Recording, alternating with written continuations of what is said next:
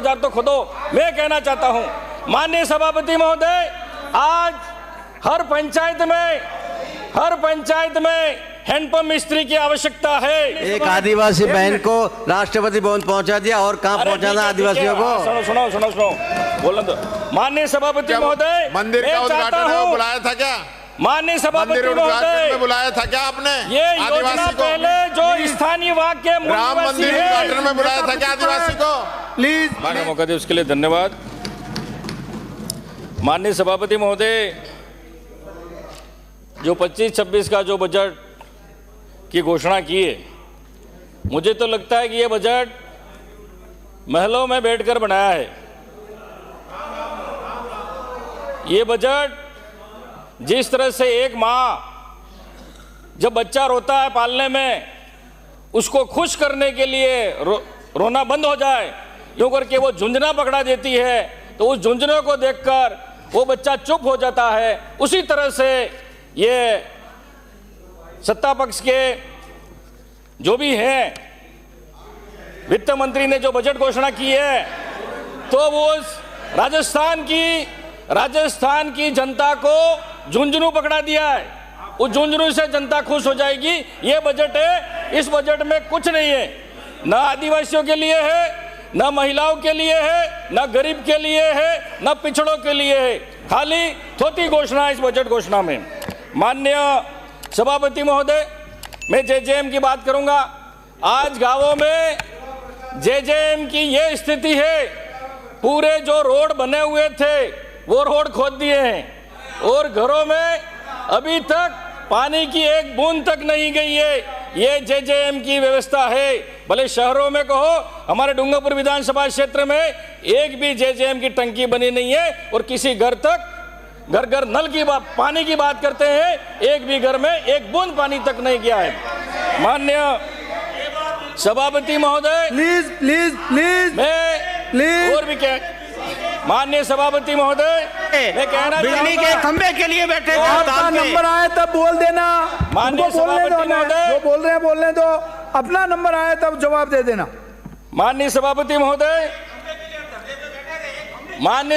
महोदय, पिछले बजट में प्रत्येक विधानसभा क्षेत्र में 10-10 हैंडपंप और 5 ट्यूबवेल की घोषणा की थी। मेरे विधानसभा क्षेत्र में आज तक एक हैंडपंप का टूटा तक नहीं लगा है। यह है इनकी घोषणा।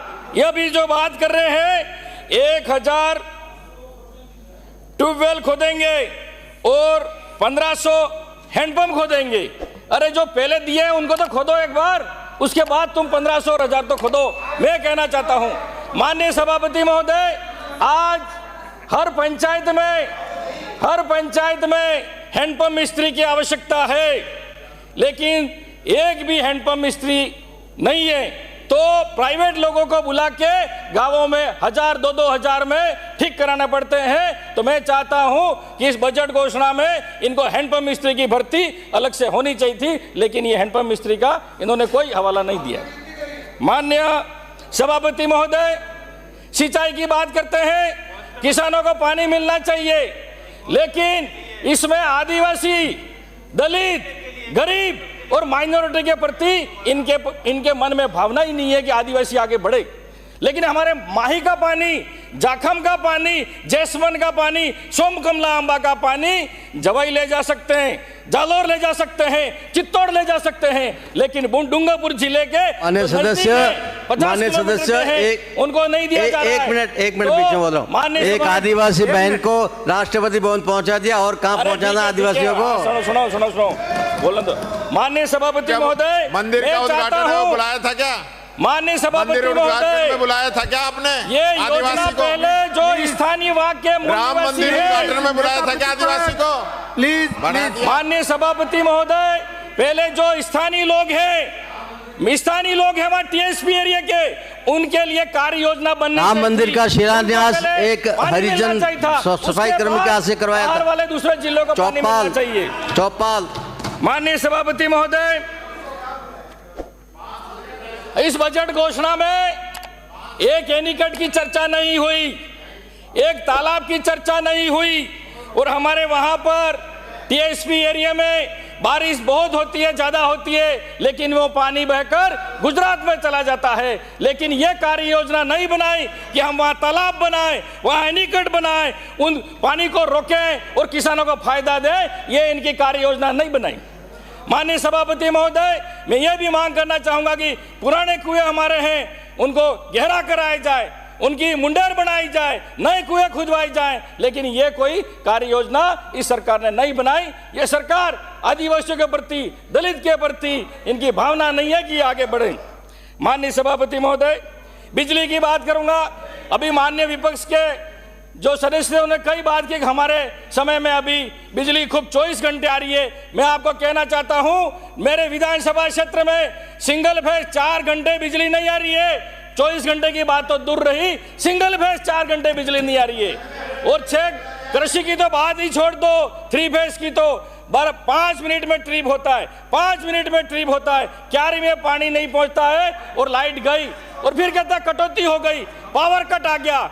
तो इसका कोई अता पता ही नहीं है कि बिजली कब आ रही है, कब जा रही है। लेकिन हर महीने अब बिल आना चालू हो गया है, बिलों में करंट दौड़ना चालू हो गया है, लेकिन बल्ब में, घरों में लाइट, बिजली वहां नहीं आ रही है। माननीय सभापति महोदय, अब माननीय वित्त मंत्री जी ने बजट घोषणा में कहा है 50,000 नए कृषि कनेक्शन दिए जाएंगे। मैं वित्त मंत्री से जवाब करना चाहूंगा कि हमारे बिछीवाड़ा ब्लॉक में 24 अप्रैल से डिमांड जमा है, 350 फाइलें जमा है किसानों की, आज तक उनको कृषि कनेक्शन नहीं दिया गया है। लेकिन प्रावधान है एसटी को 3 महीने में कनेक्शन दिया जाए, और आप बात कर रहे हैं 50,000 हम कृषि कनेक्शन दे देंगे है? तो माननीय सभापति महोदय, ये कथनी और करनी में बहुत अंतर है। माननीय सभापति महोदय, 220 केवी जीएसएस हमारी सरकार में, गहलोत सरकार में सैंक्शन हो चुका है। डूंगरपुर के लिए जीएसएस स्वीकृत हुआ है 2022 से, लेकिन आज तक उसको स्वीकृत हो चुका है, लेकिन चालू नहीं करना चाहते। अगर ये 220 केवी जीएसएस अगर चालू हो गया तो हमारे यहाँ पावर कट कम हो जाएगा और बिजली की समस्या कम हो सकती है। माननीय सभापति, सड़क की बात करूंगा। सड़क में कहा प्रत्येक विधानसभा क्षेत्र में 10-10 करोड़ की हम नॉन पैचेबल सड़कें देंगे। अरे हमारे साथ पक्षपात करते हो तुम, और यहाँ बड़ी बड़ी बातें करते हो। पहले भी तुमने मिसिंग लिंक की 5 करोड़ की दी थी, अभी तक रोड बनी नहीं है। और यहाँ बात करते हो तुम्हारे घर से पैसा नहीं है, जनता का पैसा है ये, लेकिन विधायक से आप उनसे अनुशंसा नहीं मांग रहे।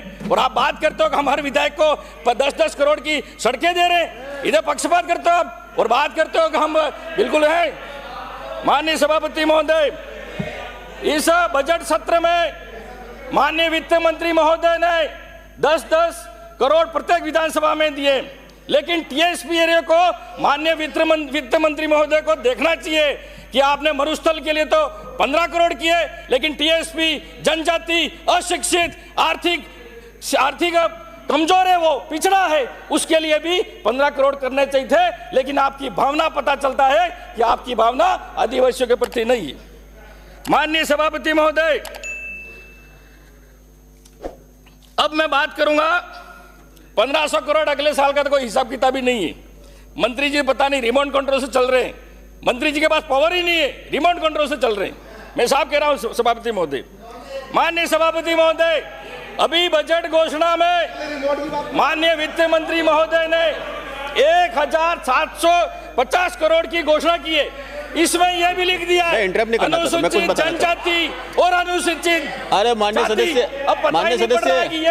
अनुसूचित जाति के लिए है या अनुसूचित जनजाति के लिए, माननीय सदस्य, और यह घोषणा माननीय सदस्य खर्च करेंगे। सभापति महोदय जी, पता नहीं है, मैं तो ये आंकड़े लेके आया हूँ। मैं आपसे इनकी सरकार में 1000 करोड़ का बजट था, 283 अलॉट हुआ था, 186। मंत्री महोदय, आपका नंबर आएगा, बोल देना उस टाइम पे। 214 करोड़ से भर्तियां होनी चाहिए टीएसपी क्षेत्र में, प्लीज आप विराजिए, विज्ञप्ति निकलनी चाहिए और अलग से भर्तियां होनी चाहिए, और जनसंख्या के आधार पर हमको आरक्षण मिलना चाहिए।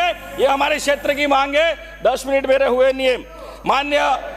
माननीय सभापति महोदय, एसबीपी गवर्नमेंट कॉलेज हमारा डूंगरपुर जिले का एक बड़ा महाविद्यालय है, उसमें 8000 छात्र छात्रा विद्यार्थी पढ़ते हैं, लेकिन बिल्कुल जर्जर अवस्था है, कभी भी वो गिर सकता है, कभी भी हादसा हो सकता है। लेकिन यहाँ पर इस बजट में भवन के लिए कोई घोषणा नहीं की। आज स्कूलों की हालत ऐसी है टीएसपीआर में कि बच्चे पेड़ के नीचे पढ़ रहे हैं, कमरे नहीं है, जर्जर है, लेकिन शिक्षा के लिए, भवन के लिए कोई बजट की घोषणा नहीं की है। इसमें 5000 लगभग सहपाठी विद्यार्थी भी आते हैं एग्जाम देने के लिए। माननीय सभापति महोदय, सामाजिक सुरक्षा की बात कर रहे हैं, प्लीज समाप्त कीजिए। माननीय सभापति महोदय, समाप्त कीजिए। मनरेगा में कच्चे काम नहीं निकल रहे हैं। श्री विकास जी चौधरी, 50 दिन भी लोगों के श्री विकास जी चौधरी, और रोजगार नहीं मिल रहा है, उनको पलायन करना पड़ता है। विकास जी चौधरी, माध्यम से कहना चाहूंगा, मनरेगा में टीएसपी एरिया में 200 दिन किए जाए और उनकी न्यूनतम मजदूरी 400 रुपए की जाए। माननीय सभापति महोदय, धन्यवाद।